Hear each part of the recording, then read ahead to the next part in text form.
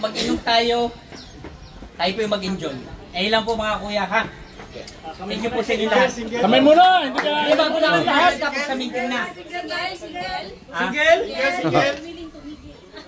Hindi po, double po ako doon. Klaruhin natin, klaruhin. Baba. So, ano ko to eh? Ano? Dati kong gusto. Ano ko to? Huwag magpalaban. Ano? Announcement mo kuya Cesar. Bigyan sila. Speech daw. Kalapit na ano. Hindi, kuya bike na lang. Hindi ako nagsasalita pag ganito. Si Kuya Cesar, hindi nagsasalita yan. Ang sabi niya, katulad ng dati. So yung dati, yung pa rin, yung hindi nagsasalita. Hindi, biro lang. Okay. Nagpapasalamat ako sa inyo lahat. Yun ang napakaganda ngayon. Sa totoo lang, kung makikita niyo yung trend ng ginagawa natin ngayon, nag-improve tayo. Kaya palakpakan natin ang mga sarili natin. Malaking improvement. Sana yung mga aspirant tumatak sa puso ninyo ang pagiging agila. Ano? Kasi naranasan na namin, kahit bata pa dito tayo sa Singapore, almost 2 years pa lang tayo dito, marami tayong mga kuya, ate, na pagkatapos ng induction, first GMM, nagpakita, sumunod na mga GMM, hindi na nagpakita. Okay? So, inaasahan namin ang kooperasyon ninyo.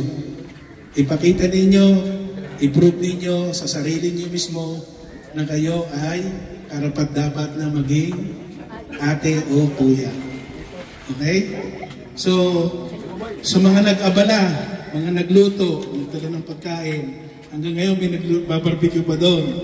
Kay Kuya Dindo, dito na natulog. May kasama ka ba rito? Kayong dalawa. Wala namang, kasi tabi kayo ng, balete yata yan. Walang bromance ha, walang bromance. Ang tanong, may nangyari kaya? Wala, makalayo ko. Silang dalawa lang nakakaalam. Silang dalawa na lang nakakaalam. Ano pala kanina, kaya pala malagkip eh. Nagpapasalamat din ako kay Kuya Rexy at kay Kuya Abion. Talagang ang mga yan ay inibitahan ko para makasama natin dito, makatulong natin dito at makapagbigay ng mga talk, inspirational talk. Sino pwedeng magbigay din? Pwede kayong magsalita rito, bigay kayo, mag-share kayo ng mga inspirational talk para mas mapalalim natin ang samahan ng bawat isa. Para makita natin ang mga differences at babaguhin natin ang sistema kung kinakailangan. Kuya, paano mga si Kuya Joe para sa akin? Alalayang agila. Okay. Okay, para alam natin lahat kung yung tawag dito, yung ating mga ginagawa dito sa Singapore, hindi lang sa diba, sa Pilipinas, hindi lang dito, lalong-lalo sa mga kapatid natin. Kuya Joe, naman yung ating mga ginagawa sa Alalayang Agila. Si Kuya Joe, tsaka si Well done. Sorry Okay, for your info, hindi ko alam na meron palang event dito. Papunta kami ni Kuya Arvin nung umaga, may live ako. Bali, nag-buy kami pumunta dito. I-ocular namin itong place para sa indoctrination ng SLEC, SPEC, tsaka SEC. Kaya sabi ko, Kuya, coffee muna tayo sa open. Hindi, maraming pagkain doon. Ano pagkain? Ano sinasabi mo? Walang open doon. Yung sabi, hindi, may 3 club na mag-endok. Eh pagdating dito, kita ko na, nag-umpisa. Okay, si Kuya Rex ang nag-initiate kanila na master. Okay, sige, tumulong tayo. Tumulong kami. Fortunately, ito, the next indoctrination dapat maging prepared tayo. Kanina, very surprising yung nangyari. May isang aspirant na nahilo, which is walang kain. Ito, sasabihin sa inyo, apektado tayo lahat dito. Pag meron nangyari na sa isa lang na sa aspirant na ma-hospital, iimbestigahan nito. damay tayo lahat dito. Ngayon, yung nilagay is clean drive and 10 building. Inaalis yung indoctrination and initiation. Ito magiging outcome. Kato, paano kung inatake sa kanya? Sino sasagot sa kanya? Ikaw. Nakita niyo yung magiging implication, mga kuya. Pinagdako mo eh. Kaya, which is, dapat, walang protocol officer kanina. Nag-volunteer na lang ako para gampanan, para matuloy itong event na ito. Ngayon, dapat dito yung gagawin natin. Lagi play safe tayo. Papipirmahin natin ang isa na aspirant bago siya mag-ano ng indoctrination. Waiver. Ano yung laman ng waiver? Nag-o-out siya na siya ay physically fit. Doon, magiging safe tayo. Kasi, ang sabi niya, physically fit siya. Maging lesson learned sa atin ito. Huwag tayong mag-take for granted kasi wash out tayo lahat dito. Baka pauwiin pa tayo. Tandaan niyo ito baka pauwiin pa tayo. Huwag natin itong lapses ito. Ito is lesson learned sa mga susunod na mga indoctrination na event. Dapat meron tayong ERT, Emergency Response Team, meron tayong first aid kit. Where's the first aid kit? Wala. Where's the waiver? Meron kami. Okay, ito, ano tayo, para maging maganda yung magiging plus sa mga susunod. Kasi, next week, kami yung mag-i-event ng ganito. Ngayon, pinaprepare namin yun. Para wala tayong sisihan. Pag sinabi ng aspirant, physically fit ako, magpipirma ako. Diba? Para maging maganda yung event. Okay. Regarding, okay. Sorry, naisingit ko lang kasi yun yung naging observation ko kanina. Okay. Regarding sa Alayan Aguila. Okay, Alayan Aguila is kada linggo na lang, meron tayong 3, 2. Halos nauubos na yung fund ng kada club. Ngayon, pag humingi ng tulong, meron kasi yung corresponding sa kada club. Pag sinabing pumasok sa section 1, may corresponding $30. Ngayon, pag hindi pumasok na humingi ng tulong na hindi naman immediate family humingi, ibig sabihin, voluntary. Ibig sabihin, magpo-post yung kada club na presidente sa kanya-kanyang members. Kailangan ng tulong no so on at kuya. Ngayon, kahit naman siguro $2, kasi ito nangyayari naman talaga sa'yo. Karamihan, yung iba nagsisin na, sila nagsin. Please, nahirap humingi ng tulong. At mahirap kung kayo na yung nasa kalagayan nila. Sabihin natin, meron kayong 25 members. Magbigay ng $2. Magkano ka? 50. Tapos merong obligation yung club na $30. 130. 130 times 7. Magkano yun? Kung susumahin mo yun, nasa 30 milyon. Diba? Yun lang po. Huwag po tayo yung parang silang ng parang nakikiramdam. Ito po yung sinalihan natin. Ito po yung mission, vision po natin. Wala pa po yung national na hinihingi para sa atin. Na merong may nasunugan, may nalindol sa Pilipinas, wala naman po mangyari yun. Pero obligado po tayong mag-response. Pag humingi ang national sa region natin, kailangan natin magpadala. Kaya, ang Alalayan Aguila, nandito lang, i-evaluate namin kung talagang qualified. Ito yung karapat-dapat. Pag humingi yung national, depende kay Kuya Tupper, kay Kuya Cesar, ano yung magiging part natin? Yung sinalihan natin kasi, ito yun, pag yung aspirant ko pa lang, pag tinanong mo, bakit ka sumali? Tutulong. Oh, pwede ka naman hindi sumali, makakatulong ka naman. Ang sasabihin, para mas malaki yung matutulungan. Malawak. Nung naging kuya na, nag-post, sin lang ng sin. Na hindi lang magbigay kahit $1. Eh, tabi-tabi po ha, pero ito talaga yung realidad. Kung sumali ka rito, ayun po yung obligation natin. Kung walang-wala, okay lang. Pero huwag naman yun, kahit $1, wala ka. Posible. Pag sinabing pay now, eh, may pay now, may pang-pay now ka. Sa mga aspirant, kayo yung mga susunod na leader namin dito. In the end of the day, yung uwi na kami, kayo rin naman magpapatuloy kung ano yung legacy na inumpisahan ni Kuya Founder at saka ni Kuya Bob, ang lahat ng mga opisyalis dito. Ibig sabihin, replenish. Kayo yung susunod ng mga leader. Kayo yung mga ginugurong namin dito. Makikita namin sa isa't isa sa inyo kung sino talaga yung magigiling na humawak ng per club. Gampanan nyo, ipakita nyo sa puso't isipan nyo, bakit tayo sumali rito? Hindi saling pusa pagsasali rito. Malaking organisasyon itong sinasalihan nyo. 22 senators is ati kuya. President, BBM is a kuya.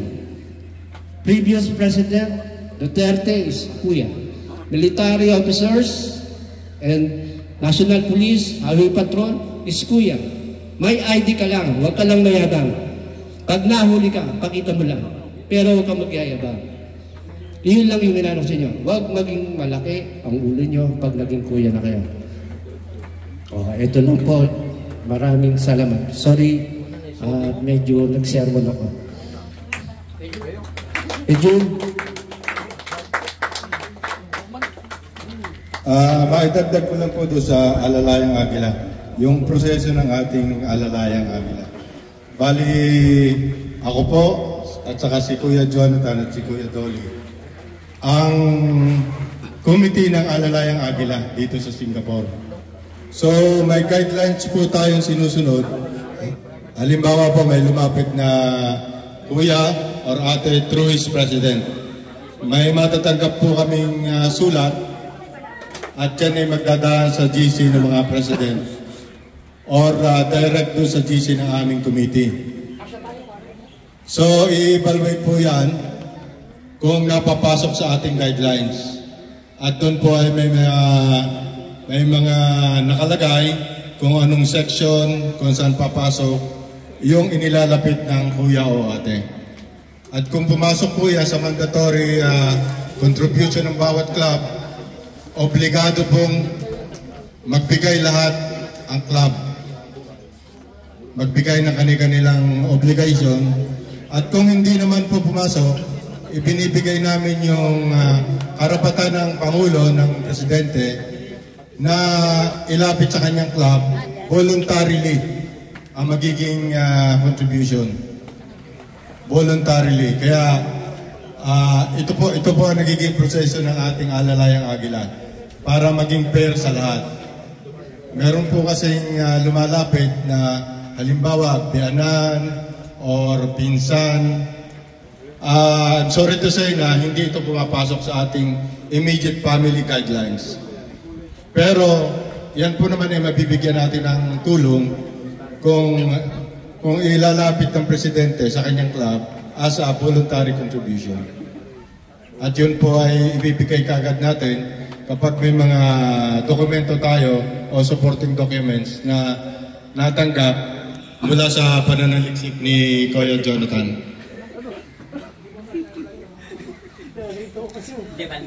So, yun po, kung may mga tanong kayo sa Alalayang Agila, narito lang kami. At madagdag ko lang pare. Minsan po, yun nga, nasabi ni Kuya Jonathan na 3, 2, 1 linggo, nakakatanggap tayo ng mga humihingi ng tulong. Pero, it doesn't matter kung kaya natin tulungan, kung kaya pa ng pondo, ay tutulungan natin. Kaya hinihikayat natin lahat ng mga member na ang inyong pong pondo ay karamihang napupunta dito sa Alalayang Agila. Kaya huwag niyo ipapagkait ang inyong contribution monthly, yung inyong obligasyon, dahil yan ang ating sinumpahan dito.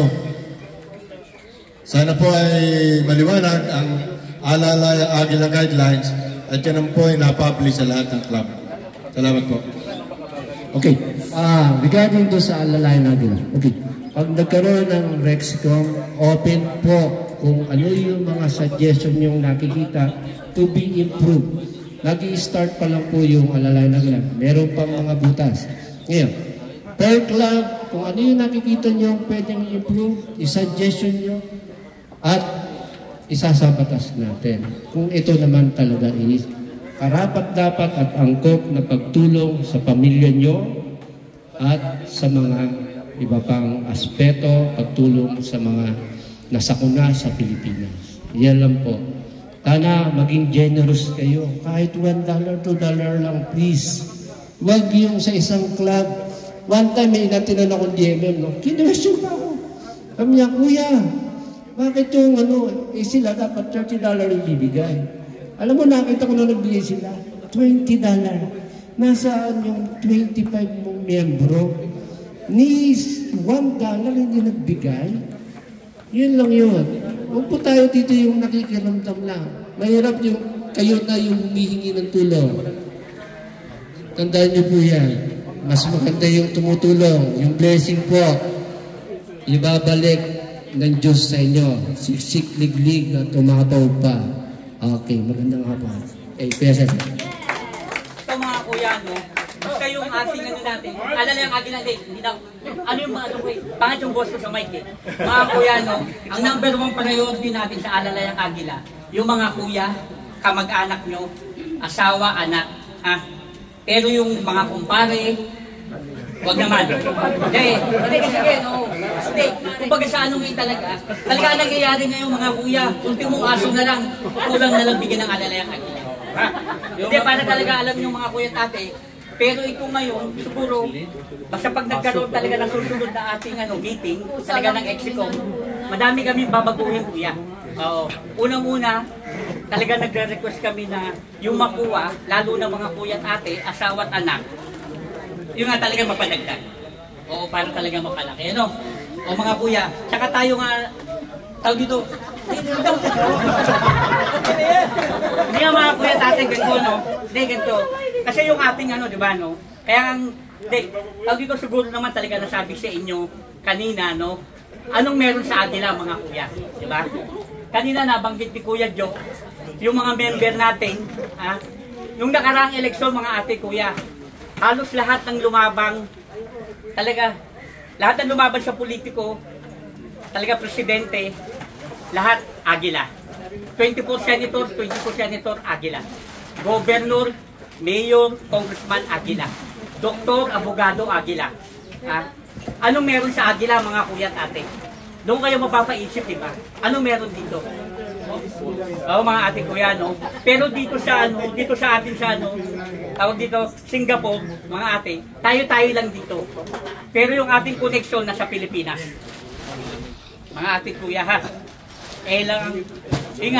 Talaga atos talaga malaman nyo. No? Pero dito mga ate kuya, madami tayong natutulungan dito. Hindi lang yung merong namatayan, nagkasakit na ganon, nagkaproblemang ganon.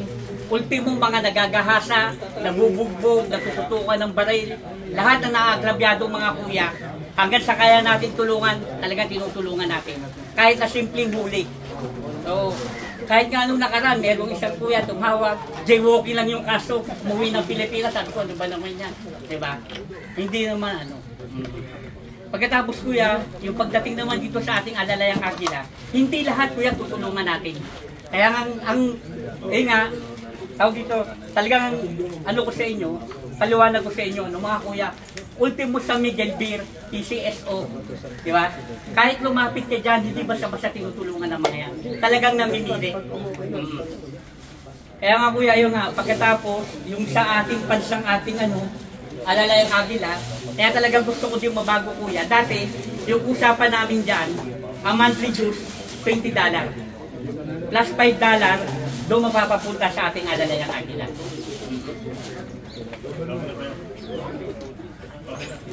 Di mga kuya, baka may mga tanong kayo, lalo yung mga aspirant, para talaga masagot ang mga presidente.